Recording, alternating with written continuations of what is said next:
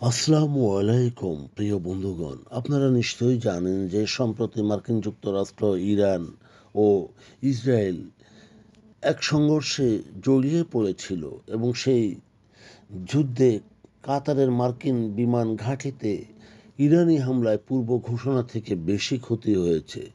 সম্প্রতি পেন্টাগন জানিয়েছিল যে ইরানের হামলায় ঘাঁটিতে এমন কোনো ক্ষয়ক্ষতি হয়নি। সেখানে মার্কিন বাহিনী আক্রমণের বিরুদ্ধে সফলভাবে প্রতিরক্ষা করেছে। কিন্তু না, গত মাসে ইরানের প্রতিশোধমূলক হামলার সময় কাতারের আলদেইদ বিমান ঘাঁটিতে ইরানের ব্যালিস্টিক ক্ষেপণাস্ত্র আঘাত হানে এবং আকাশ যোগাযোগ ব্যবস্থার ব্যাপক ক্ষয়ক্ষতি করে। এই প্রথম পেন্টাগন ঘাঁটিতে কোনো ক্ষয়ক্ষতির কথা স্বীকার করল। ইরানের পারমাণবিক স্থাপনায় মার্কিন বি-2 স্টিলথ বোম্বার বিমানের হামলার জবাবে ইরান কাতারের মার্কিন ঘাঁটিতে বেশ কয়েকটি ব্যালিস্টিক ক্ষেপণাস্ত্র নিক্ষেপ করে। পেন্টাগনের মুখপাত্র শন পার্নেল বলেন যে ক্ষেপণাস্ত্রটি ঘাঁটির সরঞ্জাম এবং কাঠামোর ন্যূনতম ক্ষয়ক্ষতি করেছে, তবে আক্রমণে কোনো প্রাণহানির ঘটনা ঘটেনি। বাকি ক্ষেপণাস্ত্রগুলি আমেরিকান ও কাতারি বিমান প্রতিরক্ষা দ্বারা মধ্য আকাশেই ধ্বংস করা হয়েছিল। আল উদেইদ বিমান ঘাঁটি সম্পূর্ণরূপে কার্যকর এবং আমাদের কাতারি অংশীদারদের সাথে এই অঞ্চলে নিরাপত্তা ও স্থিতিশীলতা প্রদানের লক্ষ্যে পরিচালনা করতে সক্ষম, পার্নেল বলেন।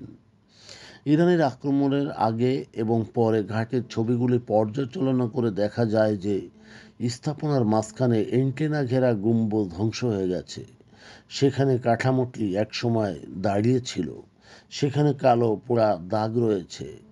গম্বুজটি ছিল একটি আধুনিকীকরণ এবং এন্টারপ্রাইজ টার্মিনাল বা এমইটি, যা ভিডিও অডিও ট্রান্সমিশন বৃদ্ধিতে সহায়তা করার জন্য এন্টি জ্যামিং সিস্টেম সহ একটি যোগাযোগ কেন্দ্র, যা 2016 সালে ঘাঁটির শুরুতে স্থাপন করা হয়েছিল এবং এতে $15 মিলিয়ন ব্যয় হয়েছিল। 21শে জুন মার্কিন নৌবাহিনীর ছোড়া ক্ষেপণাস্ত্রের আঘাতে ইরানের ফোর্ডো, ইস্পাহান এবং নাতানজের 3টি পারমাণবিক স্থাপনায় একাধিক বোমারু বি-2 বিমান দ্বারা হামলা চালানো হয়েছিল। অপারেশন মিডনাইট হ্যামার নামে সেই হামলায় ইরানি ইউরেনিয়াম সমৃদ্ধকরণ স্থাপনায় বি-2 বিমান দুটি স্থানে 14 GBU-57 বাংকার বাস্টার বোমা নিক্ষেপ করা হয়েছিল, যার মধ্যে ফোর্ডোর ভূগর্ভস্থ কমপ্লেক্সও অন্তর্ভুক্ত ছিল।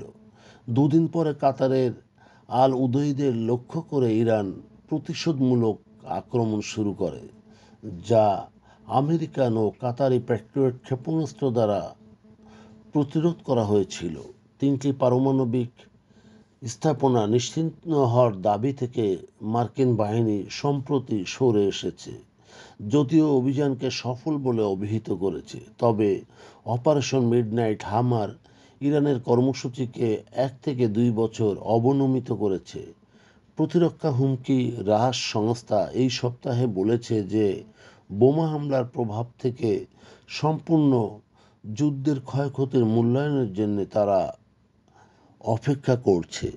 প্রিয় বন্ধুগণ, যদি আমাদের এই তথ্য গল্প আপনার ভালো লাগে তাহলে লাইক এবং শেয়ার দিন এবং আজ আমাদের সঙ্গে থাকার জন্য ধন্যবাদ। আমাদের ফলো দিন এবং সাবস্ক্রাইব করুন।